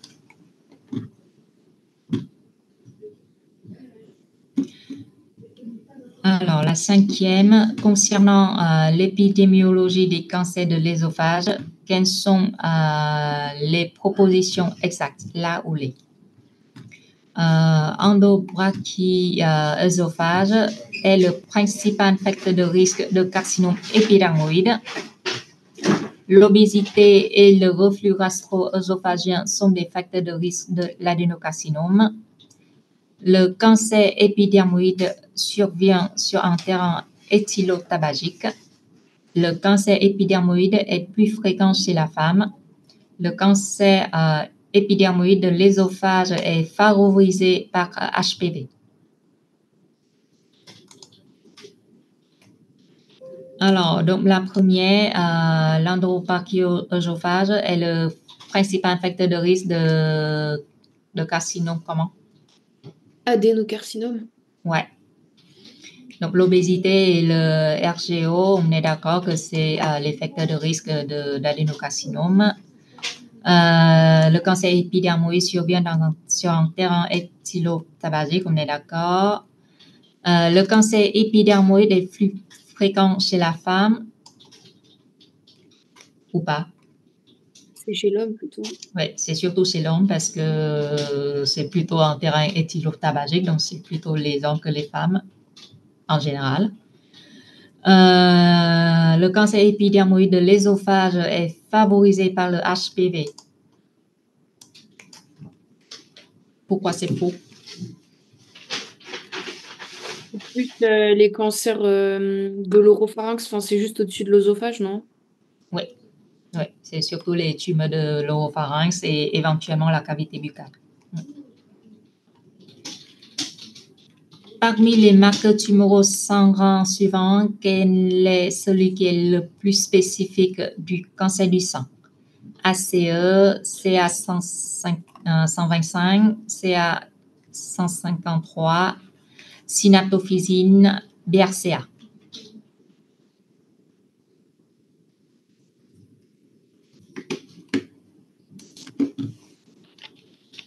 Le ACE, c'est pour quel cancer?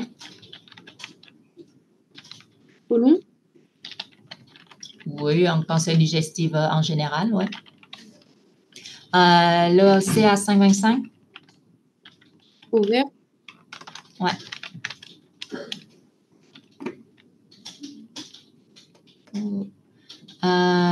Bon, ben, le CA153, c'est vrai que c'est du cancer du sang. Le synaptophysine?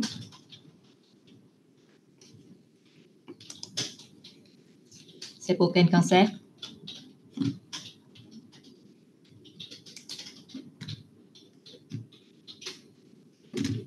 Est-ce que quelqu'un le connaît? Le synaptophysine. Non, ce n'est pas du cône de l'utérus. C'est plutôt les tumeurs neuroendocrines. Non, le BRCA, c'est pas une tumeur, c'est un marqueur tumeur, surtout pas sanguin. On vient de porter le diagnostic de cancer de la vessie invasive, c'est Monsieur J, 70 ans. Quel facteur de risque personnel de cancer de la vessie allez-vous rechercher chez Monsieur J? Antécédent d'infection à cryptocoque, sarcoïdose, bilharziose, éthylisme chronique, tabagisme.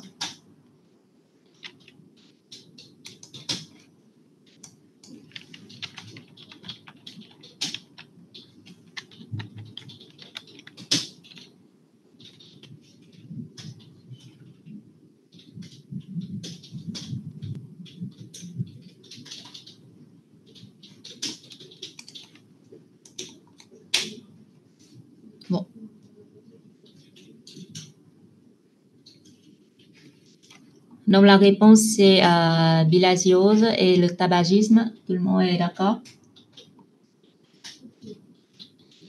Oui. Oui, je pense que c'est assez clair ces sessions. Vous interrogez Monsieur J pour savoir s'il a présenté un risque professionnel prédisposant au cancer de la vessie. Parmi les métiers suivants, lesquels vous feront suspecter une exposition à risque de cancer de la vessie? Ouvrier dans une mine de charbon, ouvrier dans l'industrie du fer et de l'acier, chercheur avec manipulation de benzène, artisan ayant manipulé de l'amiante, employé dans une blanchisserie.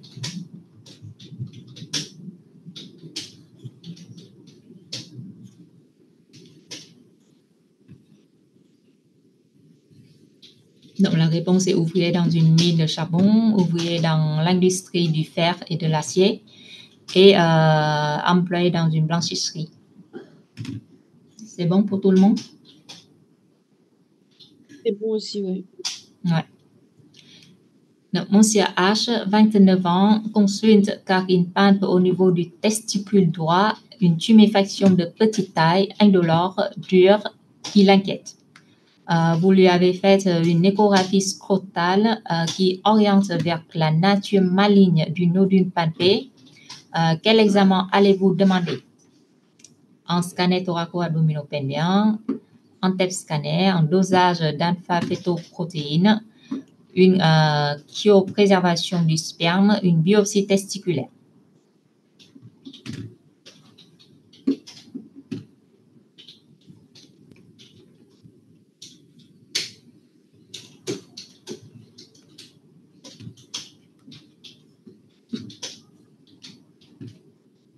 Je suis d'accord avec les items proposés là, ACD, mais pourquoi du coup on peut faire une biopsie testiculaire?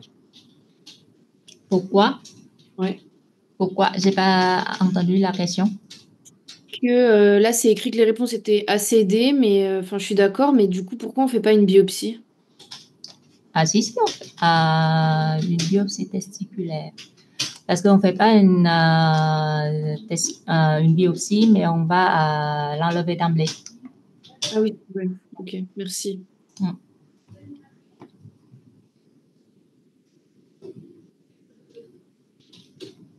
Oui, c'est ça. Quel geste thérapeutique allez-vous proposer à Monsieur H? Ben voilà, donc orchiectomie droite. Donc à la fois pour faire le diagnostic et pour la prise en charge aussi. Donc, Madame D, 37 ans, opérée d'un cancer du sang localisé dans le cadran supéro-externe du sein droit. Elle a eu une tumorectomie avec ganglion sentinelle. L'examen anatomopathologique de la pièce opératoire montre les caractéristiques suivantes. Carcinome canalaire infiltrant, RAD2, T3N0, H2 positive, récepteur aux oestrogènes positifs. Donc, la question, c'est quels sont les facteurs de mauvais pronostic que vous retenez pour la tumeur de Madame D? Donc, il y a l'âge, le RAD2, T3, N0, H2 positive, récepteur aux oestrogènes positifs.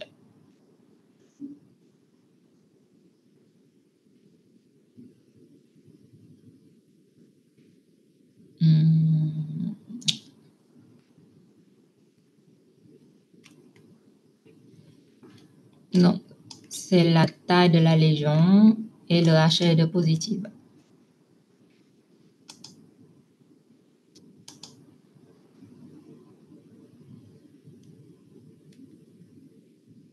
Et le fait qu'elle soit jeune, enfin c'est pas considéré comme un mauvais pronostic, mais enfin c'est plus un facteur de gravité. Enfin,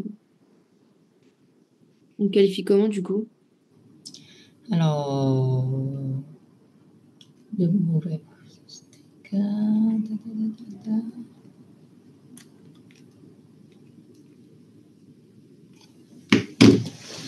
Ben, je dirais que l'âge, c'est aussi important, hein, parce que, ouais.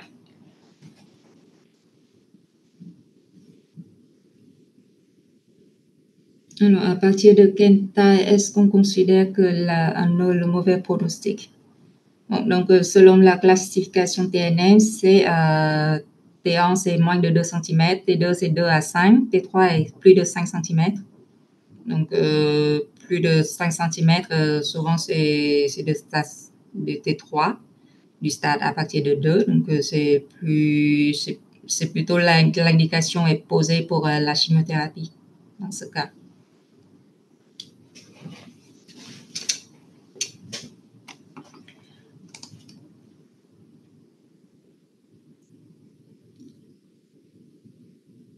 Donc, pour moi, l'âge jeune, c'est aussi un facteur de risque quand même parce que les patients jeunes sont souvent plus à risque de récidive.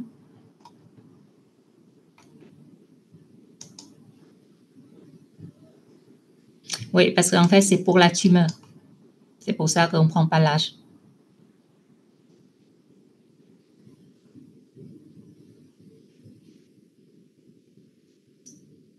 Alors, le fait d'être HE2+, n'est pas une bonne chose, sachant qu'il y a des thérapeutiques spécifiques anti-HE2.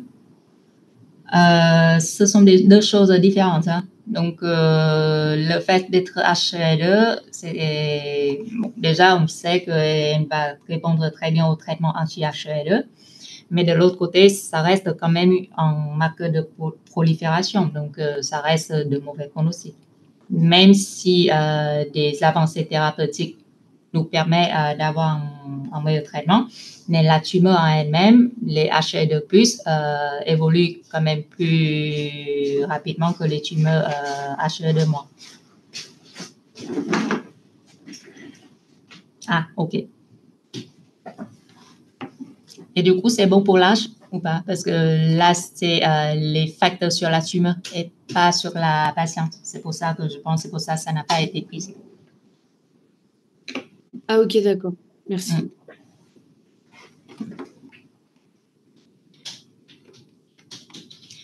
Alors, donc, Madame D vous interroge sur les traitements par hormonothérapie dans son cas.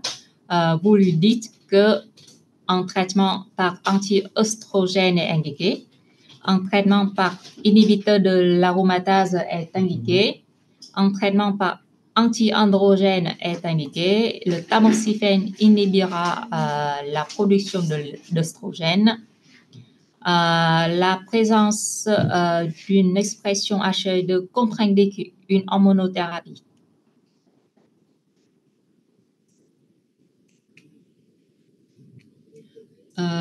Oui, il y a une question sur l'âge. Est-ce que l'âge rentre en compte dans la décision de chimiothérapie? La réponse est plutôt oui, et surtout par rapport au statut ménopausé. Parce que ça veut dire que pour les patients jeunes non ménopausés et qui a une atteinte ganglionnaire, on va forcément proposer la chimiothérapie.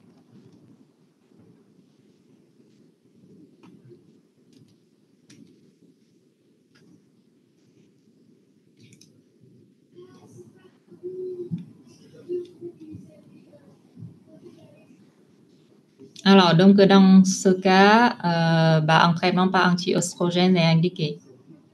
Ouais.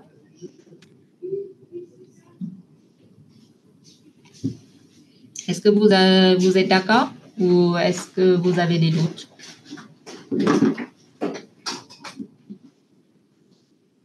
C'est bon pour ces questions? Oui. Ouais.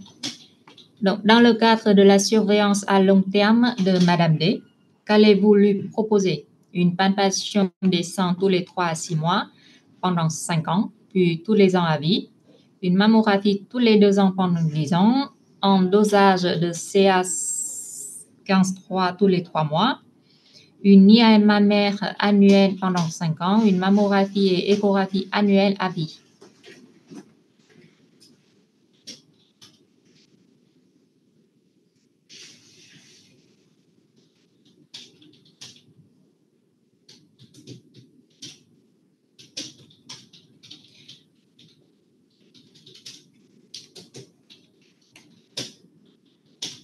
Pourquoi on ne fait pas un dosage de CA153?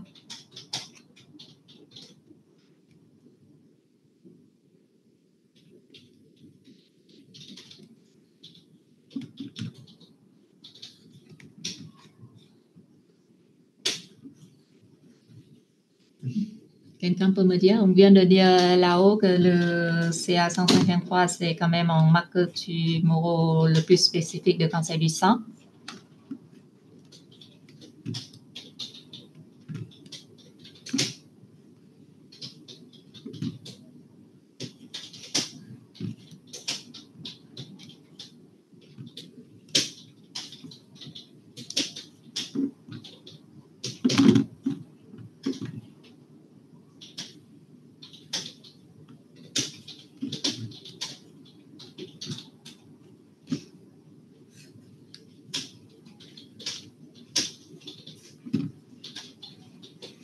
Non, pas forcément. Sauf, bon, c'est pas dans les recommandations, mais c'est comme dans le cancer du côlon qu'on a vu tout à l'heure. C'est-à-dire que si ça augmente initialement, c'est-à-dire que la valeur initialement est plus haut que la normale, on peut éventuellement la faire dans le cadre de la surveillance, mais sinon, c'est pas obligatoire. Et pourquoi on ne fait pas IAM?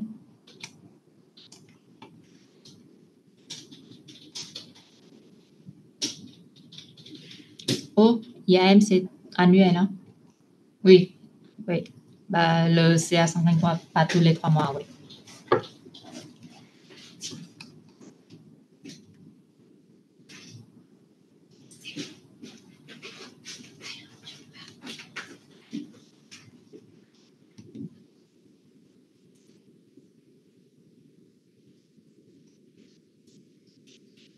Elle est quand même jeune, hein? Elle a 37 ans. Pourquoi on ne fait pas d'IAM?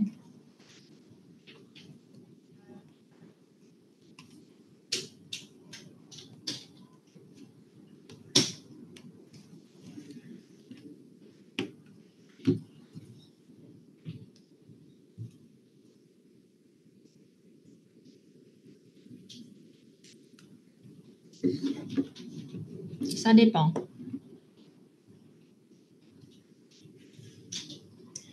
Oui, l'échographie et mammographie font très bien le travail, mais il faut savoir que pour les patients jeunes, avec les 5 danses, souvent on finit par compléter par une IAM. Hein. Mais c'est vrai que dans une première intention, c'est pas indiqué. Et c'est surtout pour les femmes jeunes de moins de 30 ans, parce que à cause des risques carcinogènes liés au rayon X. Mais là, elle a 37 ans, donc c'est pas obligatoire. Mais je pense que dans la vraie vie, à un moment donné ou à un autre, on va devoir compléter par une IAM. Mais dans le cadre de la surveillance, ça ne rentre pas dans les recommandations dans le cadre de la surveillance. Ouais. Pas en première intention, en tout cas.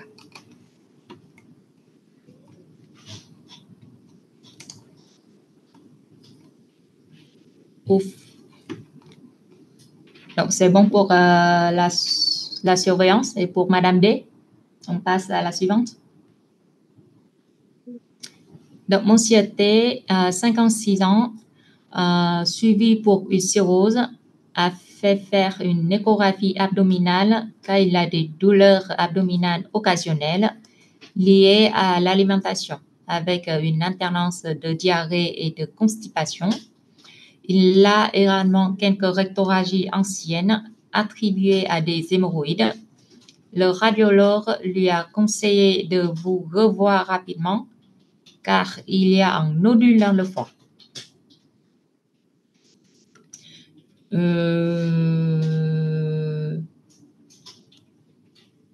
Que dites-vous à Monsieur T? Il faut faire un scanner thoraco-abdominopélvien. Il faut faire une biopsie du nodule. Il faut faire une coloscopie. Il faut faire une IAM hépatique et il faut faire un dosage d'ACE.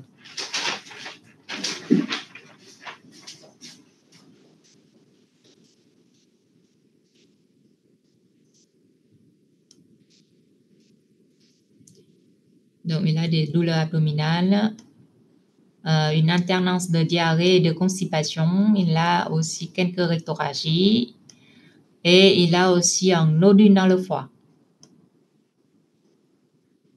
Bon. Qu'est-ce qui vous fait penser? À quoi? Est-ce qu'il a un cancer du foie?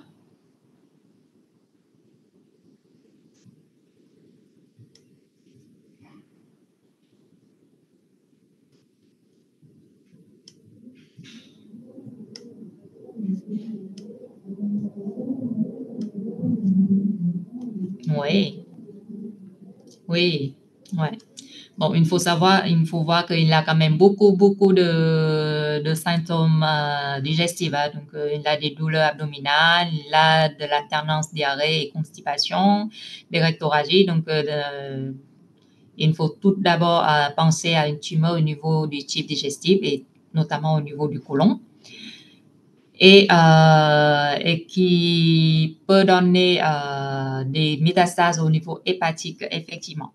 Et donc, il faut faire un bilan complet, donc un TAP, une coloscopie aussi.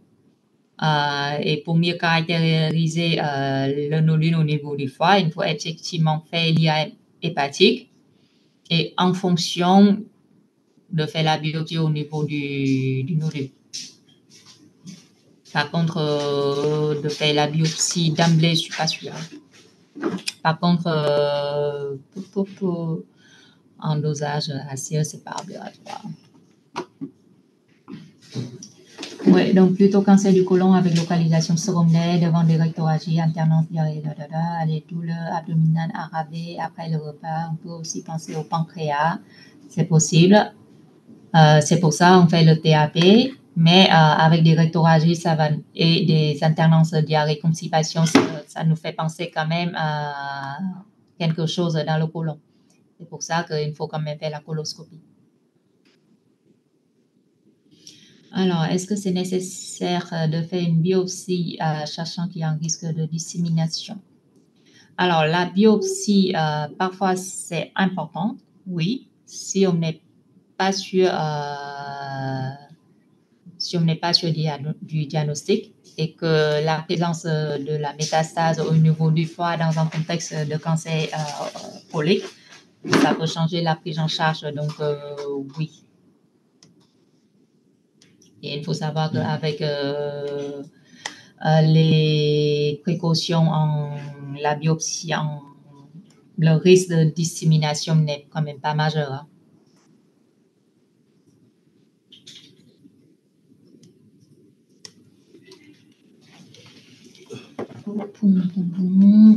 Donc, tout le monde est OK pour cette question? Tout le monde est d'accord? Du coup, pour cette question, l'IRM hépatique et la biopsie du nodule, ça, c'est pour le cancer du foie. Et la coloscopie, le scan-TAP, ça, c'est pour le cancer du côlon.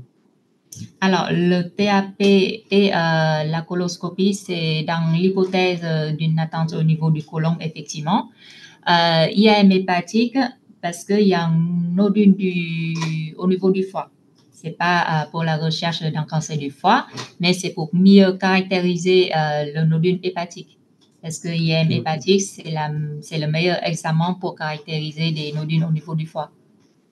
D'accord, mais le scan-TAP, c'est dans le bilan d'extension du cancer du côlon.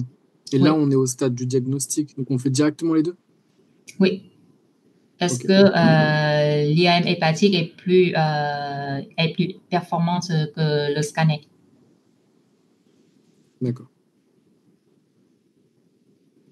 Donc, ça veut dire que quand on a des doutes, et surtout, ça, on a l'impression que c'est un nodule unique, donc il vaut mieux avoir toutes les caractéristiques de la lésion avec l'IAM hépatique.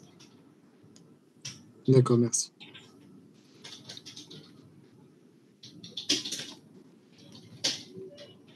Alors, Madame R, 69 ans, a fait un test immunologique de dépistage de cancer colorectal.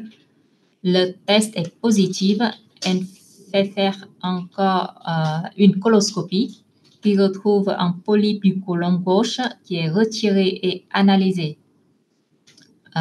Quels sont les polypes à risque de dégénérescence en adénome à base d'implantation plane, en polype actomateur, en adénome vileux, en polype hyperplasique, en adénome mesurant 2 cm.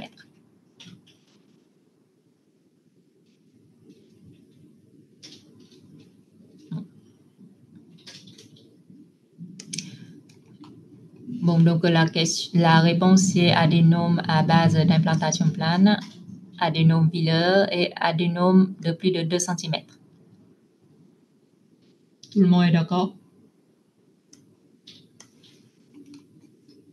Oui, je pense. Donc, du coup, c'est la dernière question. Est-ce que c'est tout ce que vous avez ou il y en a encore un autre? Parce que moi, j'ai l'impression que c'est tout ce que j'ai. Non, c'est tout, le sujet est fini. Oui, c'est tout. Est-ce que vous avez des questions par rapport à des cas et des questions?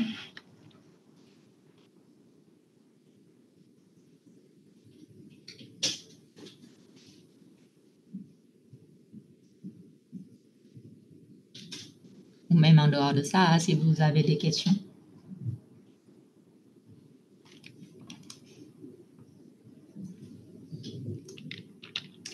Alors, qu'est-ce que c'est un polype actomateur?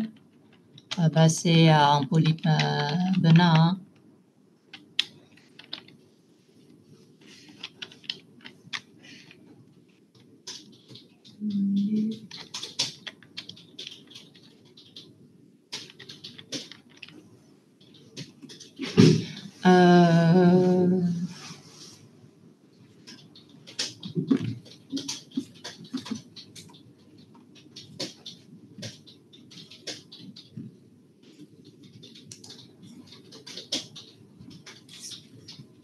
C'est comme dans les autres localisations, en fait, par exemple, dans le poumon, en fait, c'est une désorganisation des structures de la muqueuse et la plupart du temps, ce sont des tumeurs bénins.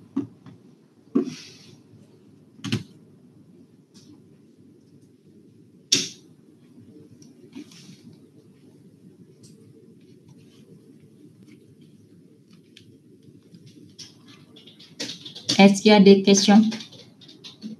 D'autres questions?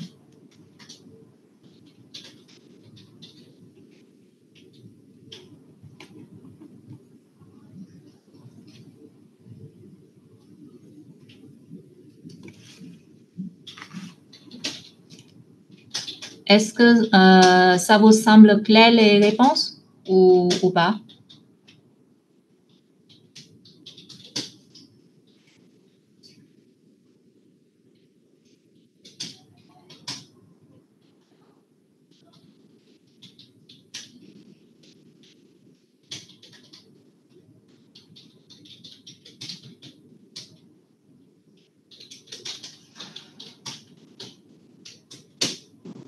OK. Bon, ben, si personne a des questions, ben, on peut s'arrêter là.